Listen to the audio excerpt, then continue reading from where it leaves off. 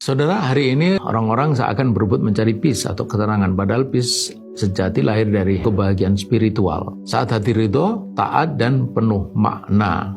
Nah, perlu dipahami saudara, kebahagiaan tidak hanya dari getting dan giving, tapi juga dari obeying, taat kita kepada Allah Subhanahu wa Ta'ala. Di dalam surat An-Nahl ayat 97, Allah Subhanahu wa Ta'ala mengatakan, "Man amila salihan min dzakarin aw unsa wa huwa mu'minun falanuhyiyannahu hayatan thayyibah."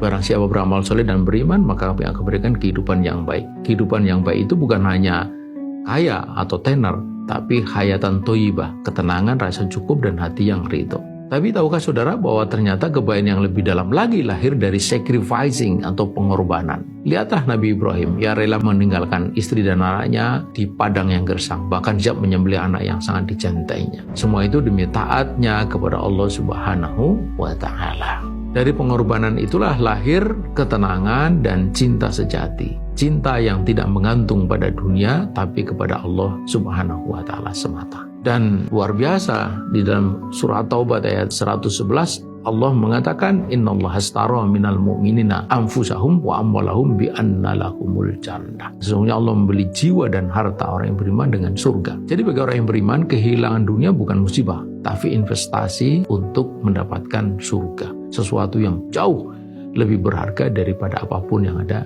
di dunia ini. Dan akhirnya kebahagiaan sejati adalah fulfilling, memenuhi misi penciptaan kita sebagai manusia, yakni beribadah kepada Allah. Dan itulah yang kita bisa baca di dalam surat Az-Zariyat ayat 56, "Wa ma khalaqtul jinna wal insa illa liya'budun." Tidak aku ciptakan jin dan manusia kecuali untuk beribadah kepadaku. Saat kita menunaikan peran hidup sebagai hamba Allah, baik itu sebagai anak, orang tua, pemimpin, atau pekerja dengan penuh tanggung jawab, kita akan merasakan satu ketenangan dan hidup yang penuh makna. Jadi, happiness atau kebahagiaan dan peace bukan dua hal yang terpisah.